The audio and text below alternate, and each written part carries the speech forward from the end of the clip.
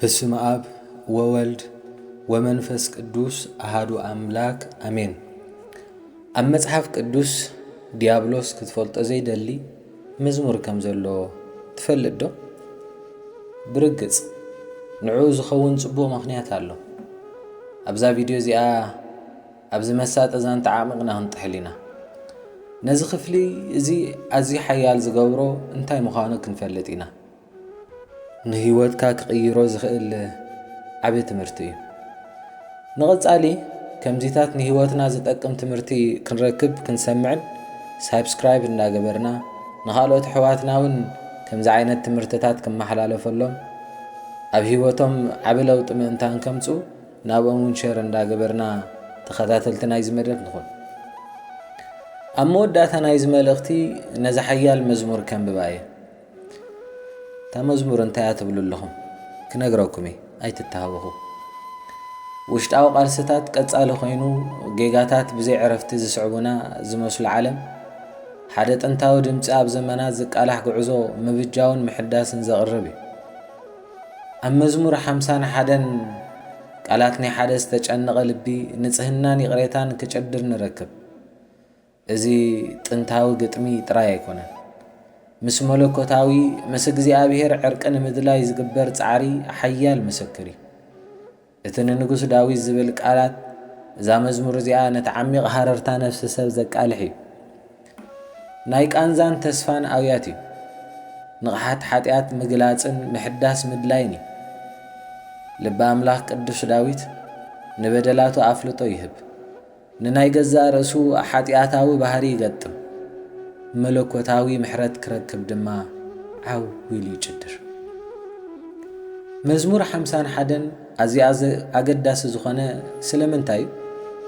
ምኽንያቱ ዲያብሎስ ነዚ ቃላት ክትፈልጥዎ ስለ ዘይደልዩ ኣገዳሲ ኮይኑ፣ እቲ መልሲ ኣብቲ ናይ ለውጥን ሓርነትን መልእኽቲ እዩ ዝርከብ። እዚ መዝሙር እዚ ንርእስኻ ካብ ጾር ሓጢኣት ሓራ ንምውፃእ መፍትሒ የቕርብ። ብመለኮታዊ ፍቕሪ ኣቢሉ ናይ ይቕሬታን ምሕዳስን ተስፋ ይገልጽ። ኣብ ምሉእ መዝሙር 51 ንጽህናን ምሕዳስን ብርቱዕ ልመና የርኢ። ዳዊት ብስምዒዛ ምልክት መንፈሳዊ ምንጻህ ክነጽህ ይልምን፣ ንጹህ ልብን ቅኑዕ መንፈስን ድማ ይልምን። ምሉእ ውሽጣዊ ለውጢ ንምድላይ ዝግበር ጻዕሪ እዩ። ካብ መለኮታዊ ጥራይ ክመጽእ ዝኽእል ናይ ህይወት ለውጢ እዩ። ኣብ ትረኻ ናይዚ መዝሙር ዕምቀት ክንኣቱ ከለና ምስ ክውንነት ናይ ገዛእ ርእስና ሰማዕውነት ኢና ንገጥም። ጌጋታትና፣ በደልና፣ ሓጢኣትና ንፈልጥ ኢና። ኣይትፈልጥ እንዲኻ ሓፍቴ? ኣይትፈልጥዮ እንዲኺ? ኣብቲ ናይ ይቕሬታን ምሕዳስን መብፅዓውን ተስፋ ንረክብ ኢና። ኣብ ማእከላይ መልእኽቲ መዝሙር 51 ናይ ተስፋን ምድሓንን እዩ ዘሎ።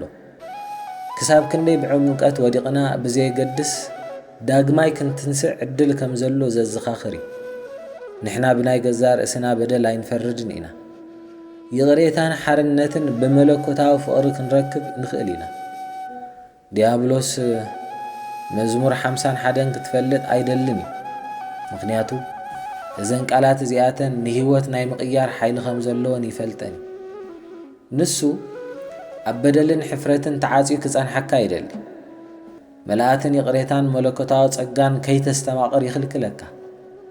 ሎሚ ግን ሕጂ ግን ሰንሰለት ሓጢኣት በደልን ክትሰብር ዕድል ኣለካ። መዓልቲ ምድሓን ጽባሕ ኣይኮነን፣ መዓልቲ ምድሓን ንዓመት ኣይኮነን፣ መዓልቲ ምድሓን እታ ሰዓት ሕጂ እያ። ናብ ቃላት መዝሙር 51 ተመሊስካ ተስፋን ይቕሬታን ምሕዳስን ክትረክብ ትኽእል ኢኻ። ህይወትካ ንጐይታናን ኣምላኽናን መድሓኒናን ኢየሱስ ክርስቶስ ኣረኪብካ ከም ቅዱሳን ህይወት ኣነባብራ ናይ ለውጥን ምሕዳስን ጉዕዞ ክትጅምር ትኽእል ኢኻ። ክሓተኩም ዶ ፈቓደኛታት ትኾንኩም? ትምልሰለይ ፈቓደኛ ዲኻ? ክብደት ሓጢኣትካ ገዲፍካ ነቲ ተስፋ መለኮታዊ ይቕሬታ ክትሓቅፍ ፈቓደኛ ዲኻ? ህይወትካ ንጐይታናን ኣምላኽናን መድሓኒናን ኢየሱስ ክርስቶስ ኦ ጐይታ ኣነ ናትካ እየ፣ ከም ቅዱሳን መንገድኻ ክኽተል ከምቶም ንዓኻ ዘስመሩ ከምኦም ኮይነ ህይወተይ ክጉዕዝ ናይ ለውጥን ምሕዳስን ጉዕዞ ክጅምር ድልውየ ኢልካ ድልው ዲኻ ከምኡ እንተኾይኑ ካብ ዝለዓለ እንታይ ትጽበለኻ ሎሚ ነዚ ምርጫ ዝግበር እሞ ምልኣት ህይወት ብእግዚአብሔር ተመኮሮ እዘን ዝሓተትኩኹም ሕቶታት ኣብ ታሕቲ መልስኹም ክጽበየ ንተወሳኺ መልእኽትን ተስፋን ምትብባዕን ዝተፈላለየ ቃላት ተስፋ ዝህበና ምትብባዕ ዝህበና ካብ ሓዘንና ዘጸናንዐና ከምዚ ዓይነት ቃላት ክንሰምዕ ሕጂ እውን ሳብስክራይብ ካብ ምግባር ድሕር ኣይንበር መዝሙር 51 ከንብበልኩም ዶ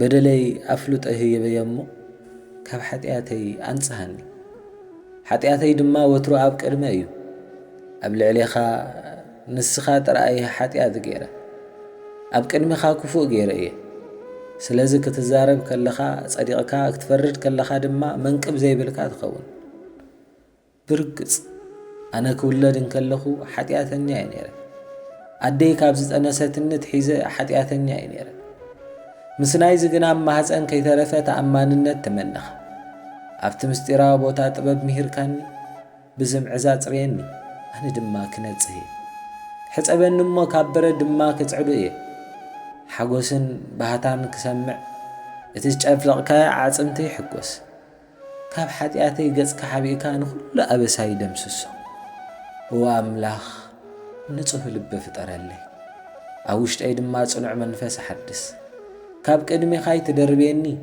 ወይ መንፈስ ቅዱስካ ካበይ ኣይትውሰድ ናይ መድሓንካ ሓጐስ መለሰለይን ክድግፈኒ ፍቓደኛ መንፈስ ሃበኒ ሽዑ ሓጥኣን ናባኻ ምእንቲ ክምለሱ ንበደለኛታት መንገድኻ ክምህሮም እየ ወኣምላኽ ናይ መድሓኒ ኣምላኽ ካብ በደል ደማ እንድሕነኒ መልሓሰይ ድማ ብዛዕባ ጽድቕኻ ክትዝምር እየ ጐይታ ከንፈረይ ክፈት ኣፈይ ምስጋናኻ ክነግረልካ እዩ ብመስዋዕቲ ኣይትሕጐስን ኢኻ ትሕጐስ እንተኾንካስ መምጽኣ ኲልካ ነይረ ብዝሓርር መስዋዕቲ ኣይትሕጐስን ኢኻ መስዋዕተይ ኣምላኽ ኦ ኣምላኽ ዝተሰብረ መንፈስ እዩ ንስኻ ኣምላኽ ዘይትንዕቆ ዝተሰብረን ዝተጣዓሰን ልቢ እዩ ንጽዮን ብጽቡቕ ባህተኻ ሰናይ ግበር መናድቕ ኢየሩሳሌም ምህነጽ ሽዑኡ ብመስዋዕቲ ጻድቃን ክትሕጐስ ኢኻ ኣብ ዝሓርር መስዋዕቲ ምሉእ ብምሉእ ይቐርብ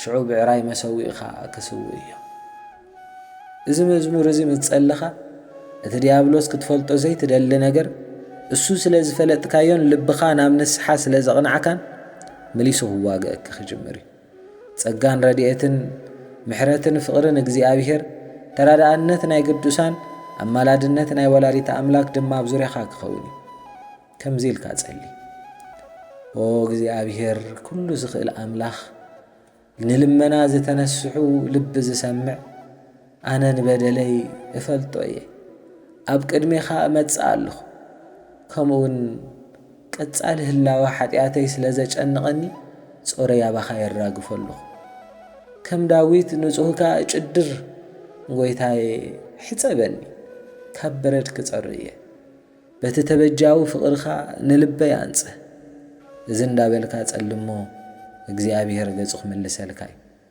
እግዚኣብሔር ይባርኽኩም ገጹን የብርሃልኩም ፍቕሪ ወላዲተ ኣምላክ ኣብ ልብኹም ተራዳእነት ቅዱሳን ኣብ ዙርያኹም ይሃሉ ስብሃት ለእግዚአብሔር ወለወላዲቱ ድንግል ወለመስቀሉ ክቡር አሜን።